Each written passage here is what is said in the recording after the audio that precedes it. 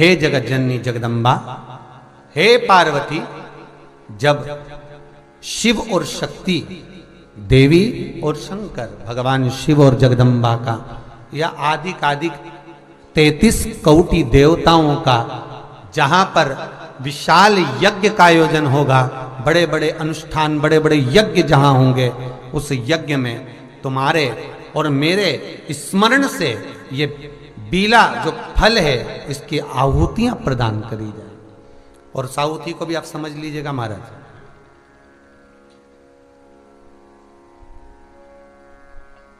एक वो भी आप समझ लें कि जैसे अष्टमी तिथि या नौमी तिथि किसी भी महीने की, चाहे शुक्ल पक्ष की हो चाहे कृष्ण पक्ष की हो, अष्टमी और नौमी तिथि ये दो तिथियां ऐसी हैं, मान लो तुम्हारा पैसा तुमने किसी को दिया 5 लाख, 4 लाख, 3 लाख, 10 लाख, 8 लाख, 2 लाख, 50,000, 25,000, 20,000, 40,000 और वो पैसा नहीं दे रहा आपको, आप हार गए कह के कर, फोन लगा कर, भैया दे दे रहे, परेशानी है, दे दे रहे भैया, हम तो परेशान हो गए, और हार गए, नहीं मिल रहा, बहुत परेशान। तो महाराज किसी भी अष्टमी या नौमी तिथि के दिन आप मां जगत जननी जगदम्बा का शिव के साथ में, शिव शक्ति का स्मरण कर कर देवी के नाम की 9 आहुतियां, सूखे बीले की, मतलब बीला जो सूख चुका है, फल जो सूख चुका है, उसकी 9 आहुतियां अग्नि में शंकर और सती के नाम से, शंकर और शिव के नाम से समर्पित करें।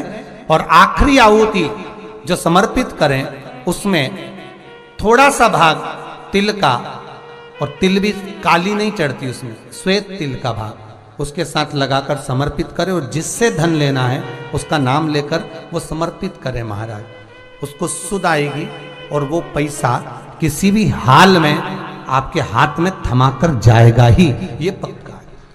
उसकी आहुतियां, हे जगत जननी, हे जगदम्बा, तेरा नेत्र बिंदु से जो प्रकट हुआ वृक्ष है बेलपत्र का, उस वृक्ष की एक एक जड़ हो, टहनी हो, डाली हो, फल हो, शूल हो, वो सब मुझे अंगीकार है, मुझे स्वीकार। काल भैरव भगवान का नाम उच्चारण करना, कैसा भी चर्म रोग हो, कैसी भी बीमारी शरीर की चमड़ी से जुड़ी हुई अगर हो गई है, काल भैरव भगवान का स्मरण फल देता। भैरव भगवान का नाम लेकर जल समर्पित कर कर, मां भैरवी का स्मरण कर कर जल की धार का स्मरण, शिव शंकर, यह शिवलिंग है, यह जलाधारी है।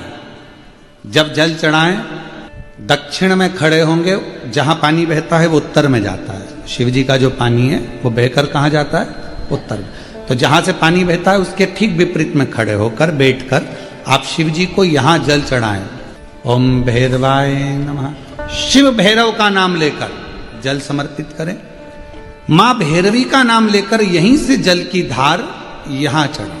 जो जलाधारी है गोल चौकोर, जो भी जलाधारी आपके पास के मंदिर में, वहां भैरवी का, मां भैरवी का नाम लेकर, पहले बाबा का भैरव शिव का नाम लेकर यहां, और मां भैरवी का नाम लेकर यहां जल समर्पित करें। जो जल चढ़ता है उसी जल का प्रोक्षण अपने शरीर पर करें, या थोड़ा सा झेल कर लाकर उसको पूरे जहां जहां तकलीफ है पूरे शरीर में लगाना प्रारंभ करें। डॉक्टर की दवाई भी खाते रहें, इलाज भी कराते रहें, और साथ में ये बाबा भैरव का नाम भी लेते रहें, आराम लगेगा, होगा। शिव तत्व की प्राप्ति का सुख है। भगवान भैरवनाथ का स्मरण, लोग कहें कि कई लोग कहते हैं शंकर जी अलग हैं, भैरव अलग हैं, कोई कहता है शिव अलग हैं, भैरव अलग हैं, कोई कहता है जगत जननी दुर्गा अलग है, भैरवी अलग। ना ना ना नहीं, ये व्यर्थ की बातों में आप मत पड़िए। शिव महापुराण, हमारी बात पर भरोसा नहीं तो शिव महापुराण की कथा लेकर आओ, गीता प्रेस गोरखपुर की, और शिव महापुराण की कथा को हिंदी में अपने घर में रहकर जब फुर्सत मिले तब पढ़ो, तो आपको ज्ञात हो जाएगा कि भैरव अलग नहीं है, शंकर का एक रूप काल भैरव के रूप में प्रकट हुआ है। शिव ही भैरव और भैरव ही शिव। हनुमान जी कौन है? शिव का। हम हनुमान जी को अलग नहीं मान सकते। शंकर ही हनुमान है और हनुमान ही शंकर है, दोनों में कोई भेद नहीं। हम उसको अलग नहीं मान सकते। दुनिया भले भेद करे वो अपनी जगह पर हमारी व्यासपीठ ये भेद करना नहीं सिखाती। हमारी व्यासपीठ तो कहती है राम ही शिव है, शिव ही राम है, दत्त ही शिव है, शिव ही दत्त, कृष्ण ही शिव है, शिव ही विष्णु ही शिव है, शिव ही विष्णु, सब एक में नजर आ रहा है। और सारे तीर्थ धाम आपके चरणों में, हे भोलेनाथ प्रणाम आपके चरणों में। शिव के अंतर्गत सब समान, सारा। यहां शिव से अलग कुछ नहीं। जब ब्रह्मा जी झूठ बोल दिए, ये शिवलिंग में से निकली हुई वाणी असत्य है, तब मेरे देव अधिदेव महादेव भगवान शंकर ने अपना स्वयं, मेरे शिव जी ने अपने ही अंगुष्ठ भाग से, स्वयं अंगुष्ठ भाग से काल भैरव को प्रकट किया। जितना रुद्राक्ष में बल होता है, शिव जी का नयन अश्रु से प्रकट हुआ रुद्राक्ष, वैसा की वैसा ही बल काल भैरव में होता है, भैरव में होता है, बटुक भैरव में होता है, वैसा की जैसे। शमी के वृक्ष, बेलपत्र का वृक्ष, उसके नीचे की मिट्टी हो, उसके नीचे की रज हो, वो भी औषधि का कार्य करती है। जब किसी व्यक्ति को यूरिन से जुड़ी हुई प्रॉब्लम हो जाती है, उसको जब यूरिन से जुड़ा हुआ बहुत बड़ा रोग उत्पन्न हो जाता है, यूरिन नहीं आती है या यूरिन रुक जाती है या यूरिन उसकी निकलती ही नहीं, बाथरूम आती ही नहीं, उसको बहुत रुक रुक कर आती है या बाथरूम पूर्ण तरह से नहीं आती, तो उसको करा क्या जाता है? उसको जाओ शमी का वृक्ष, शमी के वृक्ष की नीचे की मिट्टी लाओ, शमी के वृक्ष की पत्ती लाओ, बाबा देवाधिदेव महादेव का अवधूतेश्वर नाम लेकर उसको अच्छा मिट्टी के साथ शमी की पत्ती को मल लो, थोड़ा गीला कर कर नाभि के नीचे उसको लगा लो। 5 मिनट के अंदर अच्छे से, कितनी भी यूरिन रुक रही हो पर यूरिन निकलना प्रारंभ हो जाती है, उसको किसी चीज की जरूरत नहीं पड़ती। 5 मिनट लगता है बस, और 5 मिनट में यूरिन आना प्रारंभ हो जाती है।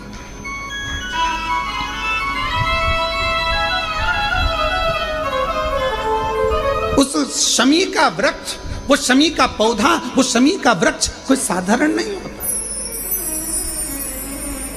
कहने वाले कह दिए शमी का पौधा यहां मत लगाना, शमी का पौधा वहां मत लगाना, शमी का पौधा, बेलपत्री का पौधा यहां मत लगाना, बेलपत्री का पौधा वहां मत लगाना, बेलपत्र को यहां मत लगाना। अरे भाई,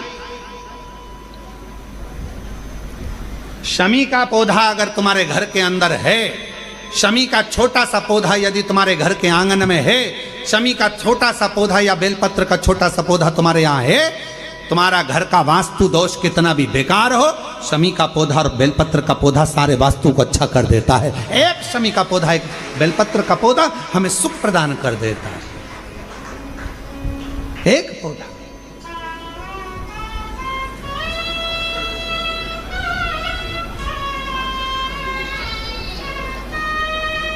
उस शमी के पौधे को ना पहचान रहे लोग, उस बेलपत्र के पौधे को ना पहचान रहे लोग।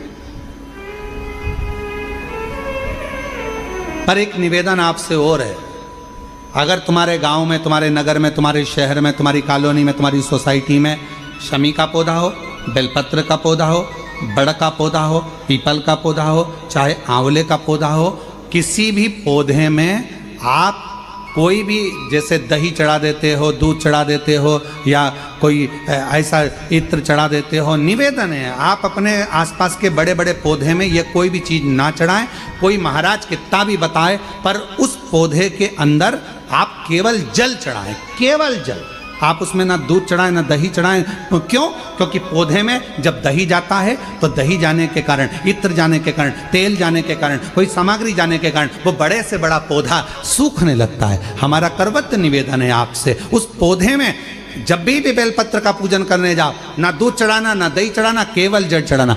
आप बड़ के पेड़ की पूजन करने जाओ, केवल जल चढ़ाइए। आप आंवले की पूजन करने जाओ, केवल जल चढ़ाइए। आप शमी के पेड़ की पूजन करने जाओ, केवल जल चढ़ाइए। जल के सिवाय उसके नीचे ना दूध चढ़ाइए, ना दही चढ़ाइए, ना उसमें इत्र चढ़ाइए, ना तेल चढ़ाइए, ना कोई सामग्री चढ़ाइए। उसके नीचे केवल जल चढ़ाओ। क्यों? क्योंकि शमी ने स्वयं मंदार से कहा है, हे मंदार, शमी ने मंदार से कहा है, हे मंदार, जब कोई एक जल का पात्र लेकर हम पंच वृक्ष के नीचे आते हैं, जल का भरा हुआ पात्र लेकर आते हैं और जल समर्पित करते हैं, जब वो खाली पात्र हमारे वृक्ष के नीचे से जाता है तो वो खाली नहीं रहता, हम उसे लक्ष्मी से परिपूर्ण कर कर भेज देते हैं। ये शमी कहता है।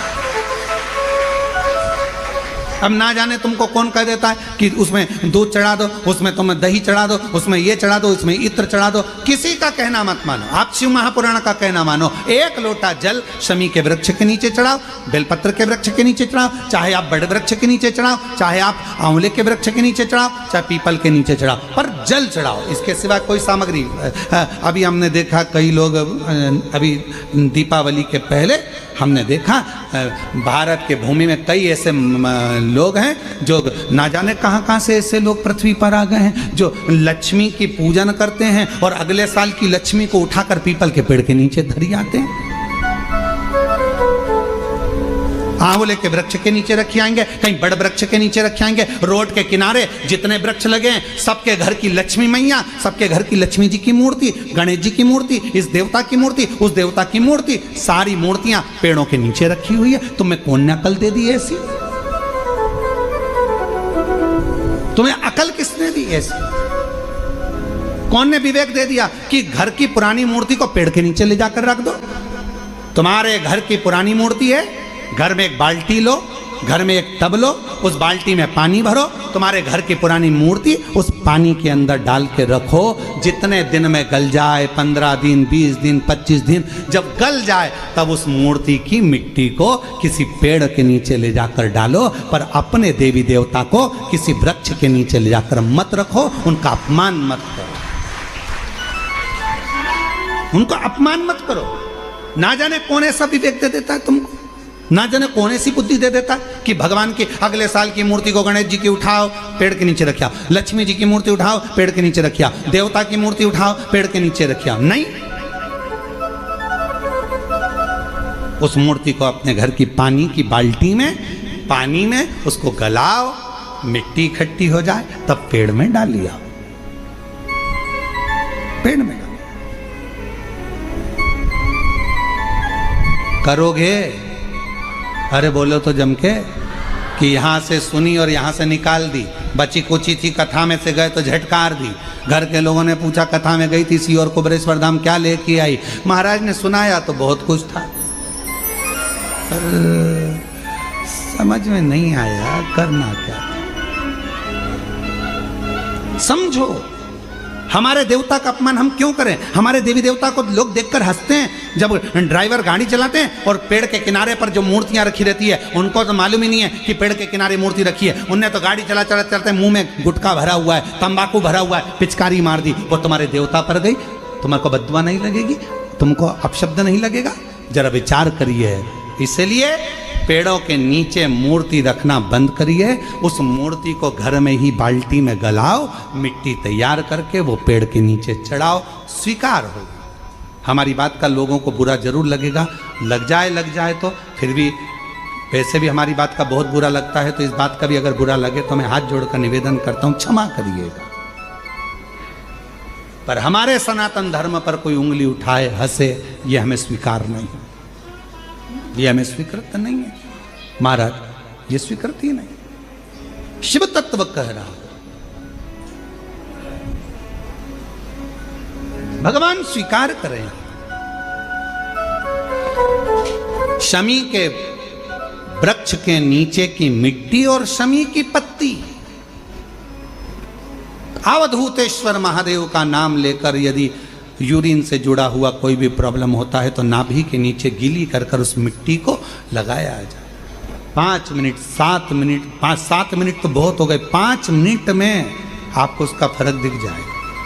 5 मिनट युदिनाना प्रारंभ हो जाए। शमी के पत्र में वो बल होता है। शमी के पत्र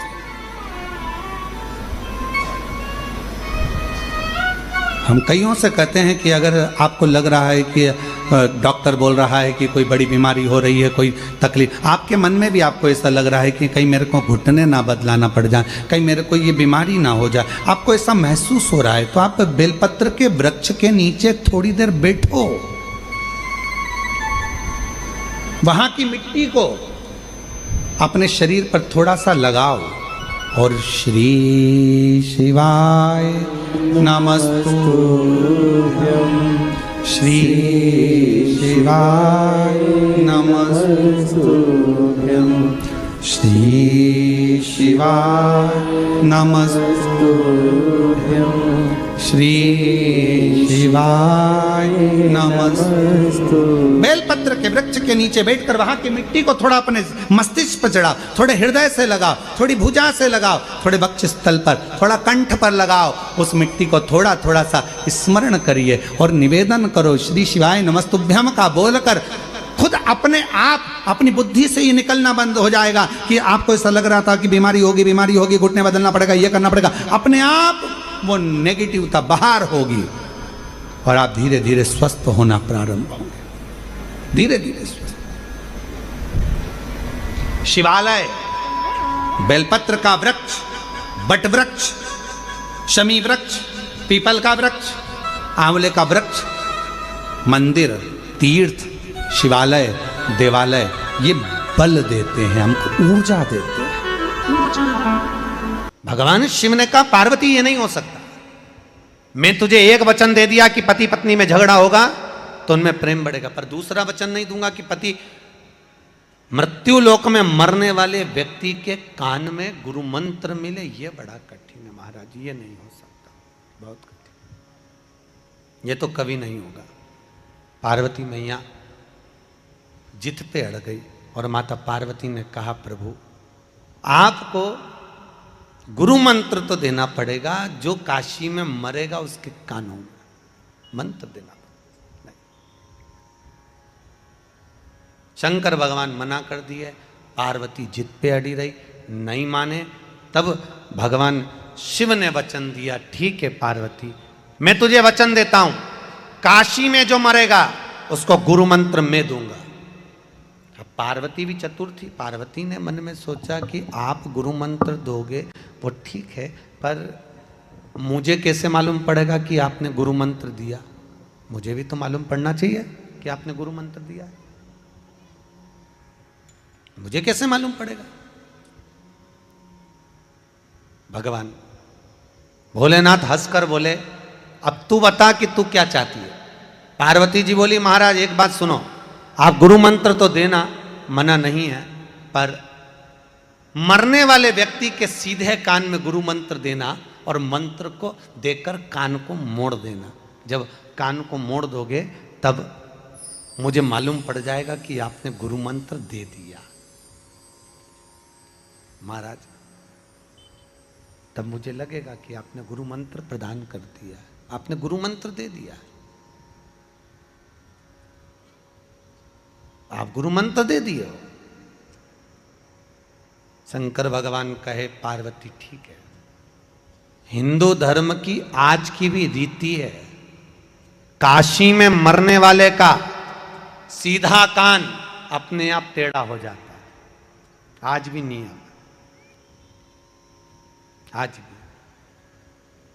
अगर किसी के काशी में अगर प्राण छूटे हैं तो उसका सीधा कान अपने आप टेढ़ा हो जाएगा। अपने काशी में मर,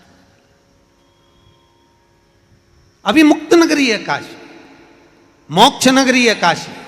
भारत की भूमि के सबसे ज्यादा मुर्दे अगर कहीं जलते हैं तो वो काशी में जलते हैं। पूरी भारत की भूमि के सबसे ज्यादा अगर मुर्दे जलेंगे तो वो काशी में जलेंगे, अभी मुक्त नगरी। पहले हमको भी विश्वास नहीं हुआ था क्या काशी में मरने वाले का सीधा कान टेढ़ा हो जाता है, पर जब काशी में माहेश्वरी भवन में बिदर कर्नाटक की महिला मंडल, वाशवी महिला मंडल ने कथा करवाई। थोड़ा रिटर्न बढ़ाइए भैया, रिटर्न बढ़ाइए। वाशवी महिला मंडल ने जब कथा कराई तब हम वहाँ पहुँचे तो मणिकर्णिका के घाट पर हमने जाकर बहुत सारे मुर्दों को देखा। तो हमने उनसे कहा भैया हमको यहाँ पर इनका मुख देखना है। मुख देखना है? हाँ। तो आपके कोई रिश्तेदार है क्या?